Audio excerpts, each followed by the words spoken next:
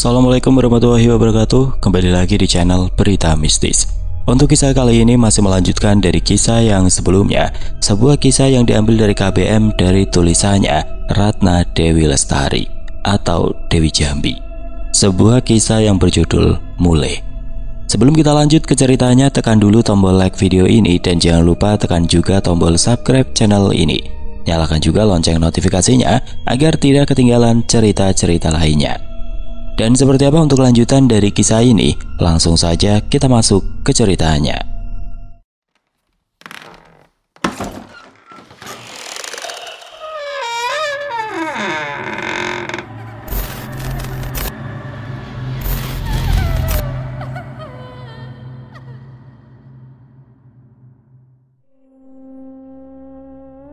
Cerita beralih ke sudut pandang Dini. "Tangi, Nduk, tangi." Aku menggeliat terasa pegal menjalari seluruh badan. Dingin yang menusuk membuat mataku mengerjap. Kedua tangan membalut tubuh, mencoba memberi kehangatan pada tubuh yang terasa beku. Satu usapan cukup kasar membuat mataku terbuka dengan terpaksa. Mataku membulat dan tubuhku bergetar saat melihat sesosok wajah menyeramkan tengah berjongkok di samping, dan wajahnya tepat berada di atas wajahku. Ia menyeringai dan memamerkan deretan gigi hitam berantakan yang mengeluarkan bau bangkai, membuat perutku seperti diaduk. Aku bergeser perlahan dan bangkit terduduk. Anehnya, makhluk itu tidak menyerang. Hanya kepalanya yang bergerak dan menatap dengan sorot mata tajam ke arahku. Barulah aku bisa melihat jelas sosok itu, sosok nenek-nenek dengan wajah keriput, perlahan berdiri dengan tatapan yang sama sekali tidak teralih dariku. Kamu siapa? Apa maumu? Di mana teman-temanku?" cecarku dengan tubuh yang menggigil, berusaha untuk berdiri. "Kamu tidak perlu tahu siapa aku. Mulai sekarang ini adalah rumahmu. Kamu harus nurut sama aku."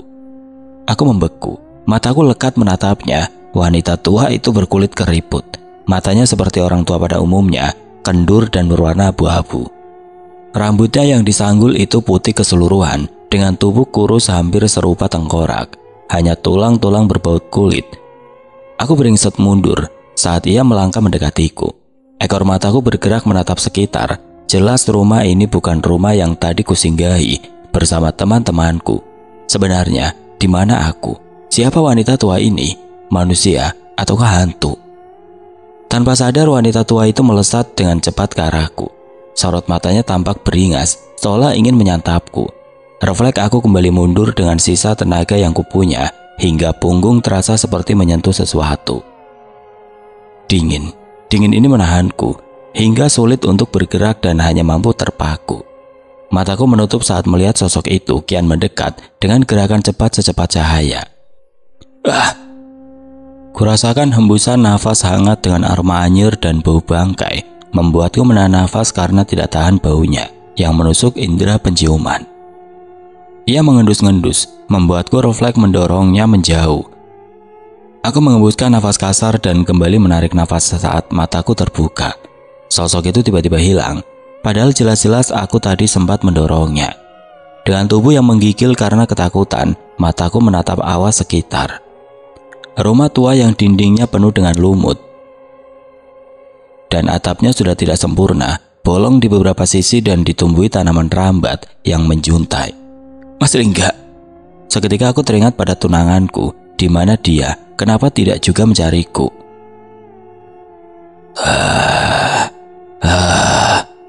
Astaga, suara apa itu? Tatapan mataku kembali mengedar ke segala arah. Rumah tua itu ternyata lebar dan mempunyai banyak ruangan. Suara itu membawa rasa penasaran dalam diriku. Apakah itu suara nenek tadi?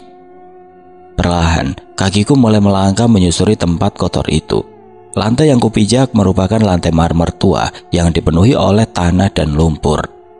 Remang-remang sinar kudapat dari pendar bulan yang masuk lewat atap yang bolong, juga dari jendela-jendela tanpa kaca dan rusak di setiap sudut rumah. Krak! Jantung berpacu saat tanpa sengaja kakiku menginjak kayu yang telah rapuh. Aku menunduk dan mendapati sebuah figura lusuh tanpa kaca. Kusipitkan mata untuk melihat dengan jelas sosok yang saat itu terlukis di figura kotor itu. Dek. Rasanya jantung ini berhenti berdetak saat samar-samar aku lihat wajah seorang wanita yang aku kenali. Wajah itu adalah wajah wanita yang menolongku dan teman-temanku. Wanita muda bersanggul, berkebaya ungu, Nyai Ginarsi. Apa rumah ini miliknya? Mas, terus, Lagi-lagi suara itu menggema, membuat jiwa penasaranku semakin membuncah. Aku mengangkat kepala dan mengesampingkan gambar itu, melangkah mencari asal suara yang terdengar cukup jelas di telingaku. Jantungku semakin memacu, berdetak lebih cepat saat kaki ini melangkah dan mata ini mencari-cari di ruangan mana kiranya sumber suara itu. Di hadapanku kini ada 4 kamar yang tertutup rapat. Setiap kamar memiliki pintu yang sama-sama kotor dan berlumut, tapi tampak kuat. Sempat merasa ragu, aku mendekati kamar pertama yang ada di sebelah kiriku. Anehnya suara itu hilang, seperti terbawa angin. Dengan tangan yang gemetar aku menekan gagang pintu. Krak. Pintu itu bergerak. Deritnya membuat desir dalam darahku. Bagaimana jika di dalam ada sosok itu? Sosok yang tadi menakutiku. Pintu terbuka perlahan. Kepalaku menyembul dan mendapati ruangan kosong dan kotor. Ranjang rusak dan kasur yang penuh lumut. Dengan lantai yang penuh tanah dan perabotan yang sudah tidak layak. Aku menarik kepalaku saat meyakini tidak ada apapun di ruangan itu. Kembali menatap sekitar lalu melangkah menuju kamar kedua. Seperti kamar pertama, kamar kedua pun tidak ada sesuatu yang mencurigakan.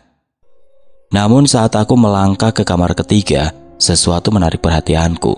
Cermin besar berukir, kini memantulkan wajahku. Wajahku yang tampak lusuh dan keriput. Apa yang terjadi dengan diriku? Kenapa wajahku menua secepat itu? Mas. Suara itu, tiba-tiba suara itu kembali menggema dan jelas suara itu berasal dari kamar nomor 3 yang ada di hadapanku. Aku mengalihkan pandanganku dan menembiskan perasaan kacau saat melihat wajahku di cermin dan melangkah ke arah kamar.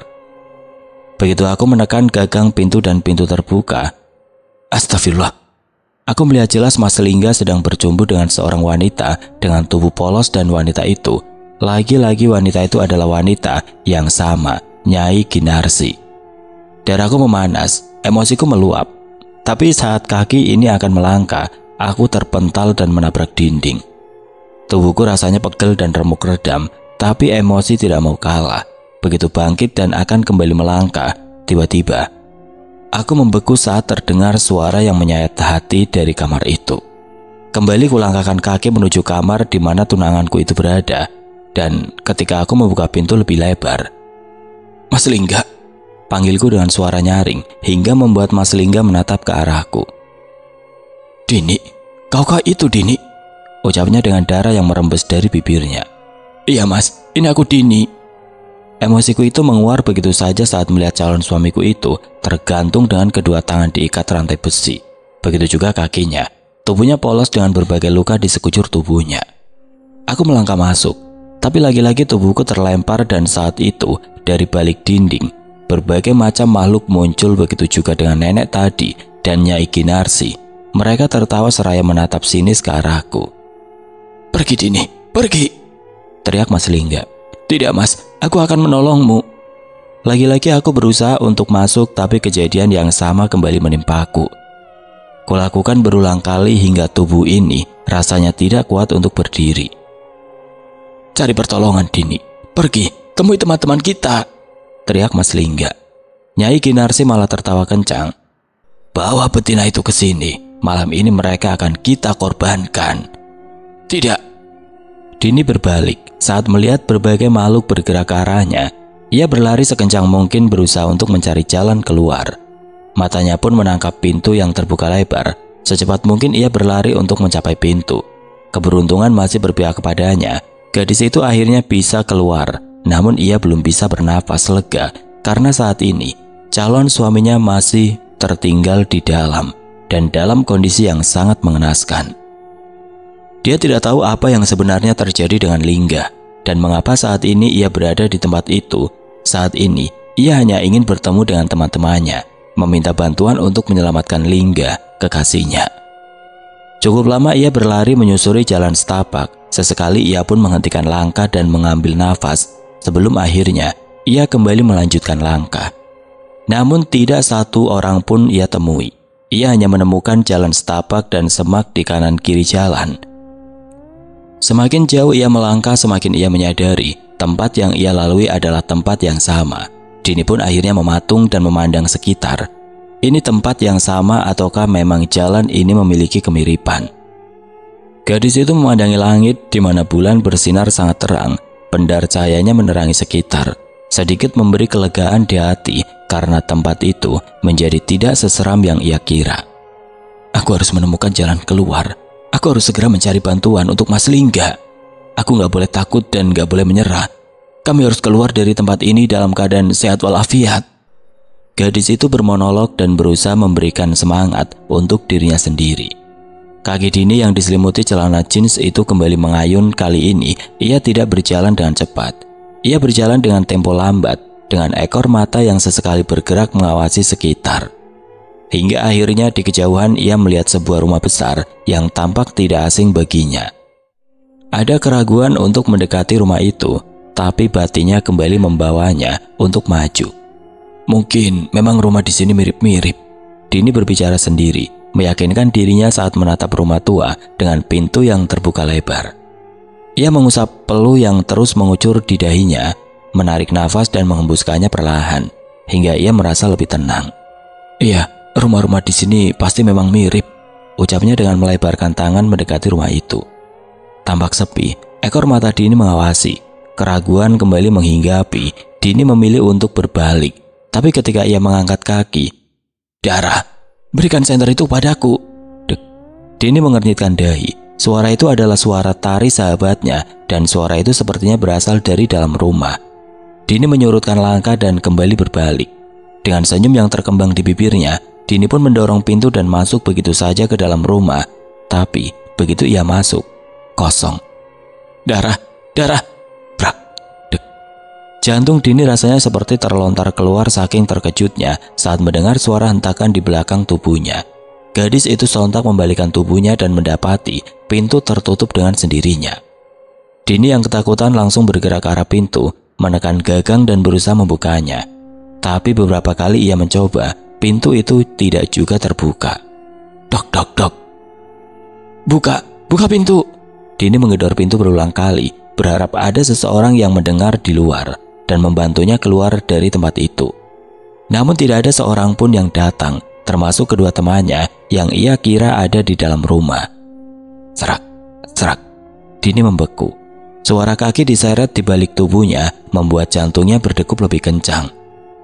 Kamu tidak bisa pergi. Ini rumahku. Mulai sekarang jadi rumahmu. Kamu harus tinggal di sini.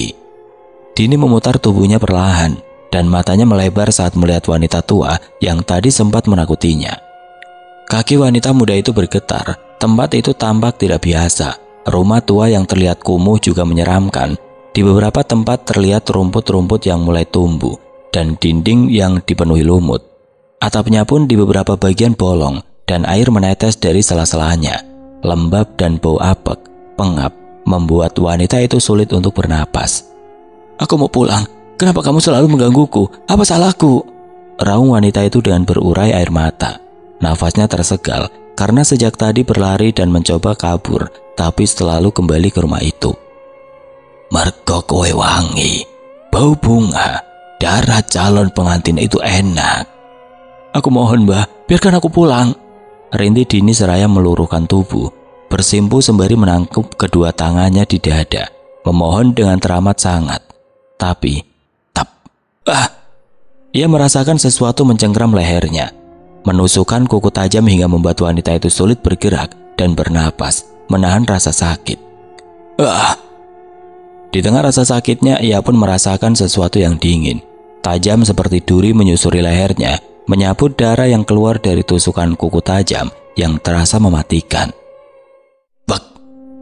Tubuh Dini lunglai dan ambruk, tapi masih dalam keadaan sadar. Matanya yang sayu dan sulit untuk terbuka itu menatap samar-samar seseorang yang berdiri tepat di hadapannya. Bawa anak gadis ini ke kamar. Kita akan minum darahnya bersama-sama. Getih calon pengantin itu lebih enak dibandingkan darah manusia biasa. Dengan sisa tenaga yang ada, Dini berusaha bergerak menghindar saat wanita itu menurunkan tubuh, seperti ruku, memerhatikan dirinya yang tidak berdaya. "Kamu tidak akan cepat mati.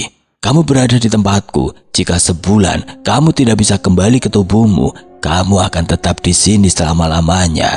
Jadi pengikutku." Ia menyeringai, memamerkan gigi rapi yang merah karena darah dari tubuh Dini barusan. Dini hanya mampu mengerjapkan mata dengan bibir yang gemetar, ingin menjawab tapi ia sudah tidak berdaya. Wanita itu kemudian berdiri dan menunjuk ke arah Dini yang terkapar. "Bawa anak ini sekarang." "Jangan, tidak."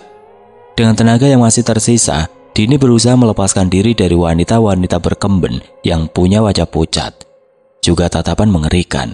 Entah mereka datang dari mana karena jumlahnya banyak. Berikut juga wanita tua yang sejak tadi mengikuti. "Tidak."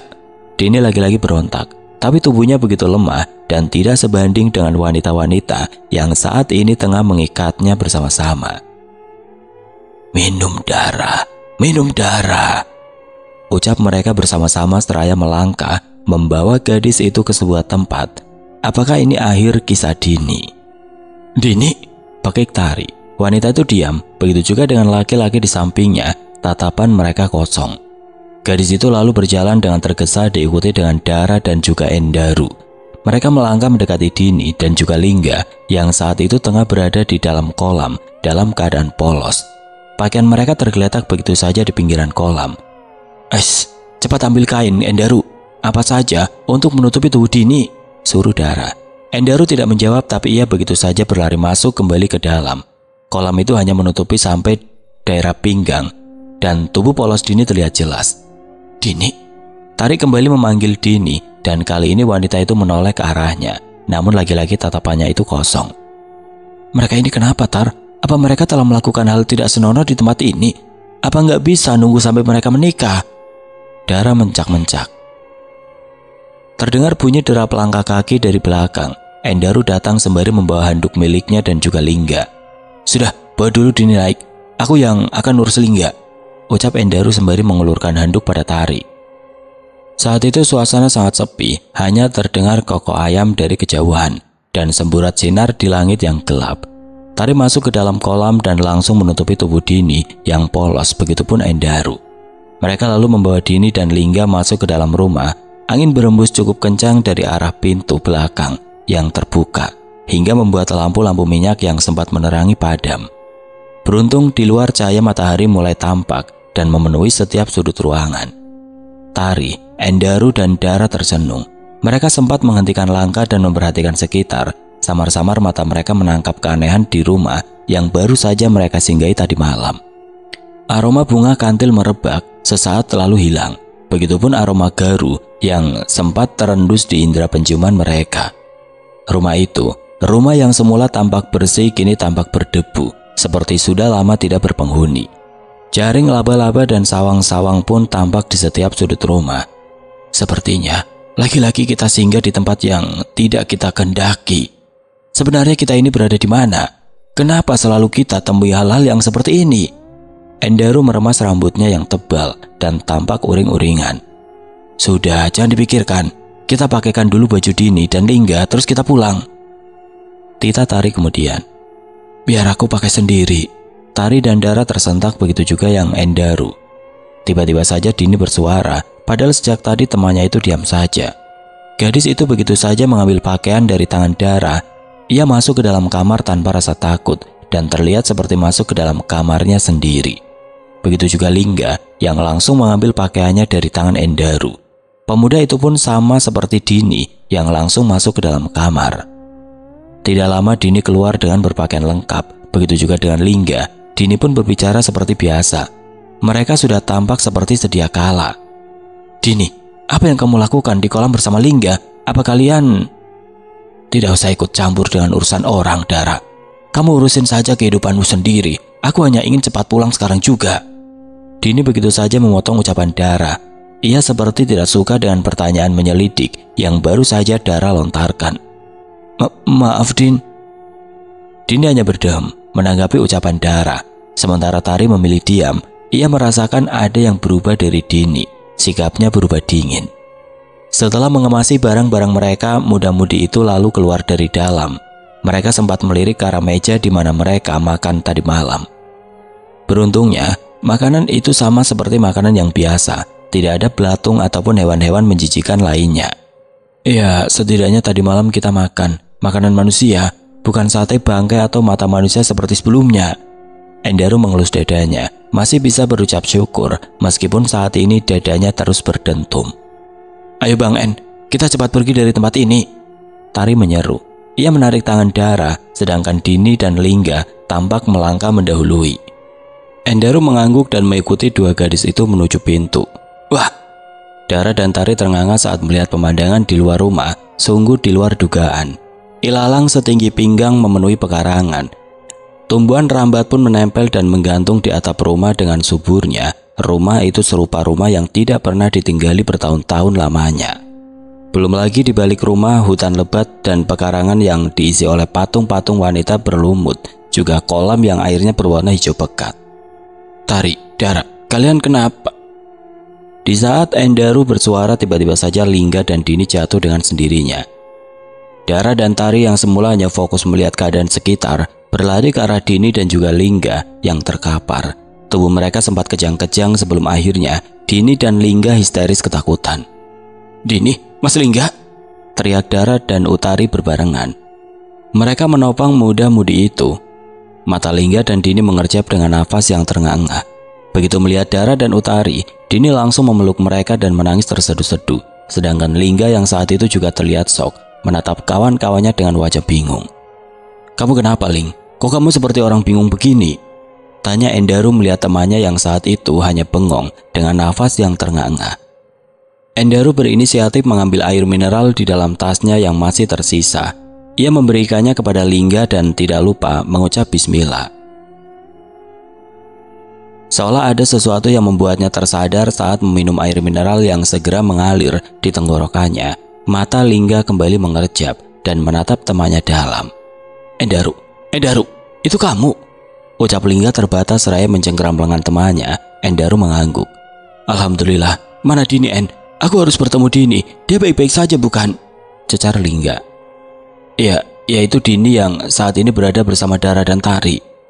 Tunjuk Endaru ke arah wanita yang saat ini tengah menangis histeris. Lingga langsung bangkit dan mendekati Dini. Laki-laki itu begitu saja memeluk tubuh pacarnya, membuat Dara dan Utari yang saat itu berada di dekatnya Dini langsung menyingkir. Mas Lingga selamat. Tangis Dini begitu melihat siapa yang baru saja memeluknya. Lingga mengangguk dan membelai pucuk kepala Dini dengan sayang. Sudah, hentikan tangismu, Din. Kita harus segera pergi dari tempat ini sebelum semuanya terlambat. Ucap Lingga seraya membantu Dini berdiri. Mas Lingga, kalian kena... Nanti saja setelah kita keluar dari tempat ini, menceritakan semuanya. Sekarang kita harus segera bergegas sebelum akhirnya terlambat. Tutur Lingga. Dengan mata yang menatap waspada, saat itu hari sudah sangat terang, hingga ia bisa melihat sekitar. Tidak mau membuang waktu, muda-mudi itu akhirnya segera menuju motor mereka yang terparkir tepat di samping gerobak, tanpa sapi yang sudah rusak. Mereka keluar dari pekarangan dan kembali menuju jalanan desa. Benar saja, seperti apa yang mereka pikirkan, desa itu ternyata. Muda-mudi itu meneguk air ludahnya yang saat ini tengah mengering. Persediaan air yang mereka bawa sudah habis, beruntung bahan bakar masih ada, hingga bisa membawa mereka melintasi perkampungan yang tampak seperti kampung mati. Meski dahaga tidak ada niat untuk menghentikan laju, kendaraan yang saat ini berjalan pelan karena jalan yang dilewati becek juga licin. Takut-takut Dara yang berada di boncengan menatap rumah-rumah yang mereka lewati. Berbeda dengan malam tadi, rumah-rumah tampak reot dan juga rusak di banyak sisi. Tampak sesekali jika tempat itu seperti sudah lama tidak dihuni. Entah apa yang membuat orang-orang di perkampungan itu pergi, tapi kenyataan yang mereka hadapi saat ini membuat mereka tidak bisa berpikir jernih. Gundukan-gundukan tanah yang sempat mereka lihat tadi malam ternyata adalah kuburan. Terbukti dari adanya dua kayu yang menjadi penanda. Tidak ada satu orang pun yang berani bersuara, meskipun mereka akhirnya berhasil keluar dari perkampungan itu dan kembali pada jalan tanah yang di kiri dan kanannya adalah pepohonan yang tinggi menjulang. Mereka yakin saat ini mereka berada di dalam kawasan hutan. Ya, perkampungan misterius di dalam hutan, melewati jalanan tanah yang licin dan juga berlubang. Kendaraan tidak bisa dipacu dengan cepat. Mereka harus berhati-hati dan benar-benar fokus.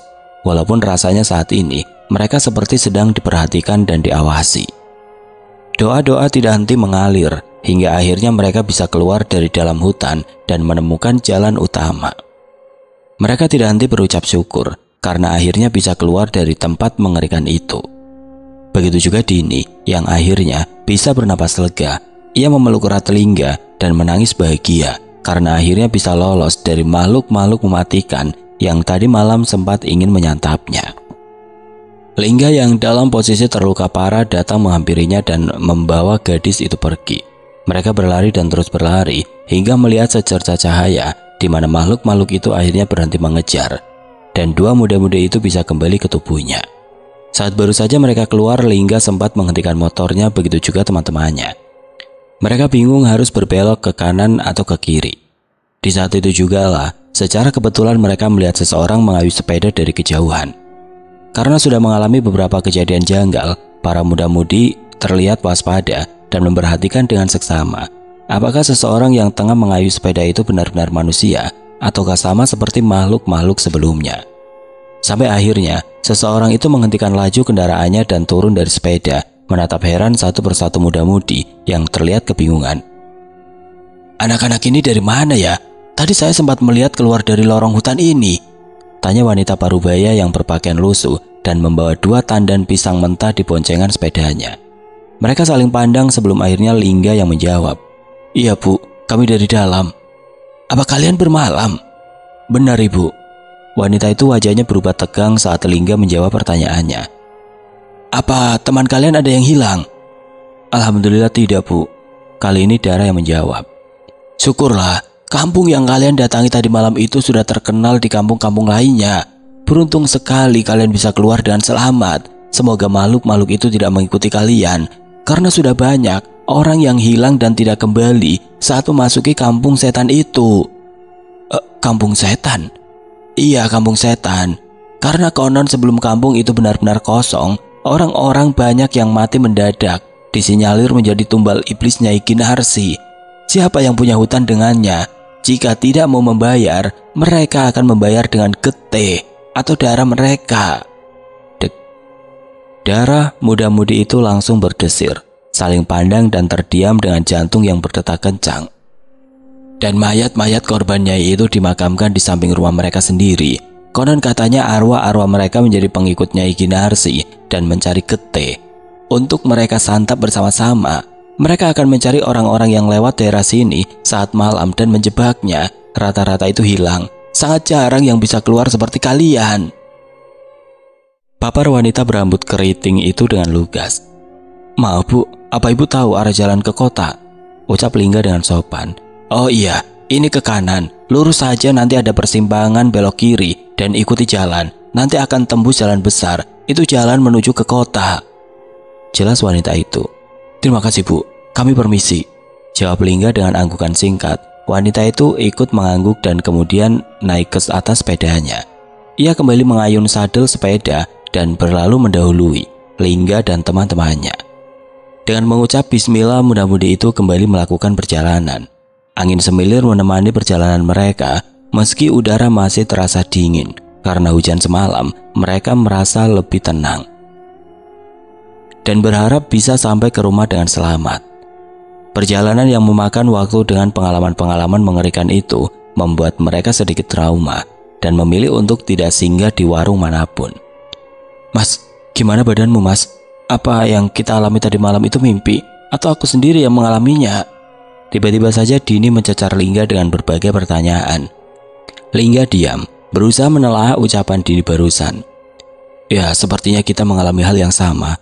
Kamu sendiri bagaimana, Din? Apakah tubuhmu sakit semua?" Lingga balik bertanya. "Udah agak mendingan Mas, kaki masih terasa pegel tapi sepertinya leherku yang terluka." "Iya Din, sepertinya tubuh Mas juga begitu. Tapi Mas tadi belum mengecek, nanti sampai rumah Mas kabari ya."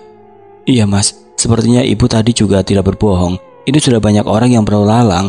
Semoga kita bisa sampai jalan utama ya Mas," harap Dini. Matanya tidak henti memperhatikan orang yang lewat.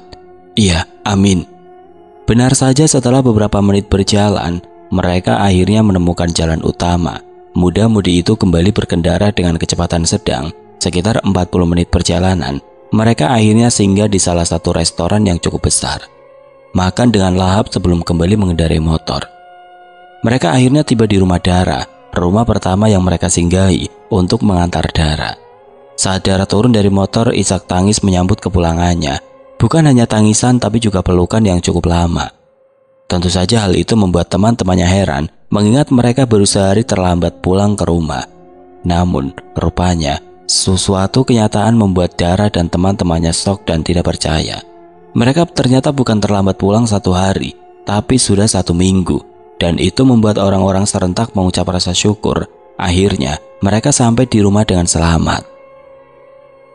Seminggu setelah mereka pulang ke rumah masing-masing, tidak ada yang aneh. Tapi tiba-tiba hari itu, Tari yang saat sedang bersantai di teras rumah dikejutkan dengan kedatangan seorang wanita. Ia memperhatikan dengan seksama, wanita itu ternyata adalah orang tua dari Dini. Selain melangkah dengan tergesa dan terkopoh-kopoh, wajah wanita itu pun tampak cemas. "Tari, Tari!" panggilnya dengan suara lantang dari kejauhan.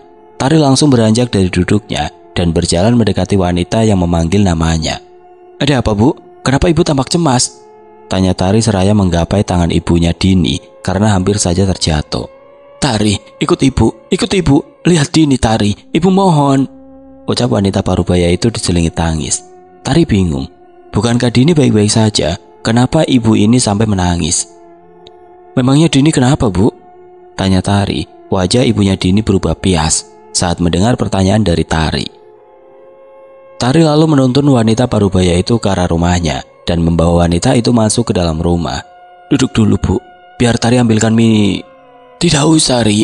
Ibu harus segera pulang. Dini..." Wanita itu tiba-tiba terdiam. Tetes air kembali merembes di ujung matanya. Tapi segera ia seka, menarik nafas sejenak, seolah kini tengah memukul beban berat dalam hidupnya. "Dini, 2 hari ini Dini berperilaku aneh. Ia tidak mau makan dan lebih suka melamun. Awalnya ibu tidak merasa curiga, tapi begitu ia tertawa seorang diri dan tidak mau memakai baju, ibu baru sadar ada yang tidak beres dengan Dini." Wanita itu bercerita panjang lebar. Tari mendengarkan dengan sesama dan sedikit tidak percaya apa yang baru saja wanita itu ucapkan. Apa penyebab temannya seperti itu? "Kamu pasti tidak percaya ucapan ibu kan? Sekarang ibu tanya, apa yang dilakukan Dini waktu kalian menginap? Pasti Dini melakukan kesalahan. Kamu jujur saja sama ibu." Selidik wanita itu yang membuat Tari langsung bungkam dengan ekor mata yang bergerak-gerak bingung. Ia ingin jujur perihal kejadian di rumah kampung mati itu, tapi ia takut salah. Ia takut itu akan menjadi fitnah. "Tari, jujur sama ibu. Soalnya Dara ditanya cuma diam. Ibu tidak mau kamu begitu. Di antara semua sahabat Dini, cuma kamu yang ibu lihat paling jujur. Cerita sama ibu, Tari, supaya ibu tidak salah ambil keputusan." Wanita yang sudah mulai dijejaki keriput di beberapa sisi wajahnya itu setengah memohon dengan tatapan sendu. Tari menunduk, berusaha memutuskan pandangan mereka yang saling menaut. Ia tampak bimbang. Sebelum gadis itu menjawab, ia lebih dulu menarik nafas dalam. Tari lalu mengangkat wajahnya perlahan dan duduk di kursi tidak jauh dari wanita itu, menatap lekat dan berusaha mengumpulkan keberanian untuk jujur, meski rasanya itu sangat sulit baginya. "Seperti yang Dara ceritakan kemarin, Bu, kami sempat tersesat beberapa kali dan masuk perkampungan gaib. Dan di kampung gaib itu, Tari, Dara, dan Bang Endaru tanpa sengaja memergoki Lingga dan Dini yang tidak memakai pakaian sedang berada di tengah-tengah kolam. Apa yang mereka lakukan sebelumnya Tari tidak tahu, Bu. Tapi setelah kejadian itu, Lingga dan Dini menjadi seperti orang linglung beberapa saat, sebelum akhirnya mereka kembali sadar dan kami pulang bersama." Papar Tari panjang lebar. Wajah wanita itu langsung tegang. Ucapan Tari benar-benar menamparnya. Apakah mungkin anaknya yang soleha dan rajin beribadah itu tega mengkhianati kepercayaannya? Tidak mungkin. Dini tidak mungkin seperti itu. Dia anak yang penurut dan berbakti. Meskipun wataknya keras, tapi Dini tidak pernah merusak kepercayaan ibu. Ini pasti tidak benar, ucap wanita itu dengan bibir gemetar. Wajahnya berubah bias. Kekecewaan terpancar jelas di mata tuanya yang kembali berembun. Tari mengulurkan tangan dan menyentuh punggung tangan ibunya Dini dengan lembut. membuat wanita itu sedikit tersentak dan menatap pilu ke arahnya. Tari tidak bohong, Bu. Bolehkah Tari lihat keadaan Dini? Nanti kita sama-sama cari solusi. Apa Ibu sudah menghubungi Bang Lingga? Wanita itu menggeleng pelan. Ibu takut jika keluarga Lingga melihat keadaan Dini, mereka akan membatalkan pernikahan yang akan dilaksanakan beberapa bulan lagi. Jawabnya diiringi tetes air mata yang mengalir di kedua ujung matanya. Tidak tega Tari meraih bahu yang kini terguncang dan memeluknya dengan begitu erat. Sabar, Bu, sabar. Pasti semua ada solusinya. Tari akan bantuin. Kita sekarang lihat Dini ya, Bu. Mendengar suara isak tangis, Ibu Tari yang sedang memasak di belakang langsung melangkah ke ruang tengah dan mendapati Tari yang sedang berbicara dengan tetangganya. Kenapa, Bu Tia? Ada apa ini, Tari? Tanya wanita itu bingung saat melihat tetangganya itu tengah menangis terseduh. Tari menoleh ke arah ibunya dan berkata, Dini sakit, Bu. Bolehkah Tari pergi melihat keadaan Dini? Wanita itu menatap ke arah ibunya Dini dan langsung mengangguk tanpa banyak bertanya. Pergilah, kalau ada apa-apa kabari ibu. Iya, Bu. Mendapat izin dari ibunya, Tari dan ibunya Dini langsung bergerak cepat menuju rumah Dini. Tentu saja wanita itu cepat menyeka air matanya. Ia tidak ingin orang-orang curiga saat melihatnya berjalan bersama Tari. Sekitar beberapa menit berjalan beriringan, Tari akhirnya sampai di rumah Dini. Rumah yang cukup besar itu terlihat sepi, tidak seperti biasanya. Motor-motor teman adiknya Dini berjajar dan terparkir di pekarangan rumah. Masuk, Tari, ajak wanita bernama Tia itu saat membuka pintu rumahnya. Tari mengangguk dan menurut. Ia masuk setelah mengucapkan salam. Mata gadis itu menelisik ke setiap sudut. Rumah itu sama seperti biasa, hanya terkesan sepi. Tidak. Tari tersentak saat mendengar suara jeritan dari kamar Dini, sahabatnya. Ia langsung bergerak mengikuti ibunya Dini dan begitu pintu kamar dibuka. Astagfirullah. Tari spontan menutup mulutnya. Mata Tari melotot tidak percaya apa yang ada di hadapannya saat ini. Dini, sahabat karibnya sedari kecil, kini sedang terbaring di lantai dengan tubuh polos. Tangannya menggapai-gapai ke udara seolah tengah menghindari sesuatu. Matanya melotot dan terus menjerit ketakutan. Dini, pekik ibunya. Wanita itu langsung menutupi tubuh anaknya dengan selimut dan memeluknya erat. Tidak, lepaskan aku. Jerit Dini berusaha melepaskan tubuhnya dari ibunya. Wanita itu lalu menatap Tari dengan wajah mengibah. Dari tatapan matanya ia seperti menceritakan, inilah keadaan anaknya saat ini. Tari, tolong Dini, ibu mohon. Tari meneguk ludah susah payah. Di saat yang bersamaan ponsel Tari berdering kencang. Gadis itu cepat meraih benda pipi itu dari kantong celananya. Ia lalu mengangkat dan tidak percaya dengan kabar yang baru saja diterimanya. Apa? Darah koma? Darah? Bibir Utari bergetar saat melihat sahabatnya yang saat ini tubuhnya tengah ditempeli berbagai macam kabel yang terhubung pada alat-alat medis. Darah memakai ventilator untuk membantunya bernafas. Satu selang dimasukkan ke rongga hidungnya. Tidak luput selang infus yang kini berada di pergelangan tangannya. Utari yang masuk ke dalam ruang ICU tidak kuasa menahan tangis. Tetes air mata itu merembes dari dua sudut matanya. Tapi cepat-cepat ia seka. Rasanya tidak percaya dengan apa yang ia lihat di depan matanya. Langkah gadis itu terasa berat saat mendekati sosok yang saat ini tengah terbaring lemah tidak berdaya. Apa yang membuat Dara menjadi seperti ini? Apa yang sebenarnya terjadi padanya? Dara, kamu kenapa, Dar? Ayo bangun, bangun Dara. Dengan suara bergetar menahan rasa sedih dalam hatinya, Utari mencoba berkomunikasi dengan Dara. Tidak disangka Dara ternyata bereaksi. Utari mengalihkan pandangannya ke arah monitor yang berbunyi, nadinya yang lambat bergerak cepat. Dara merespon ucapannya. Dara, kamu dengar aku, Dara? Ucap Utari. Ia kembali menoleh ke arah Dara, mendekatkan wajahnya dan menundukkan sedikit tubuhnya, menatap lekat wajah temannya. Tapi tiba-tiba saja mata gadis itu terbuka, melotot dan tangannya menyentuh punggung tangan Utari. Awalnya Utari senang, itu berarti temannya sudah kembali sadar. Tapi ternyata Dara bergerak bangkit terduduk, kemudian menoleh dengan kepala meneleng ke arah Utari. Perlahan Dara menarik kedua sudut bibirnya, menciptakan sunggingan senyum yang tampak mengerikan, dan membuat bulu-bulu halus di tubuh Utari berdiri semua. Dara, uripe bocah iki ana ing tanganku, Yen sampeyan pengen bocah iki urip, njupuk nyawane ing omahku, rada alon, bocah iki bakal teko karo aku, mati lan urip ing alamku, dadi panganan lan anak-anakku. Jantung Utari rasanya berhenti berdetak. Jelas suara itu bukan suara darah, suara parau layaknya suara nenek-nenek yang sudah usur. Ke siapa?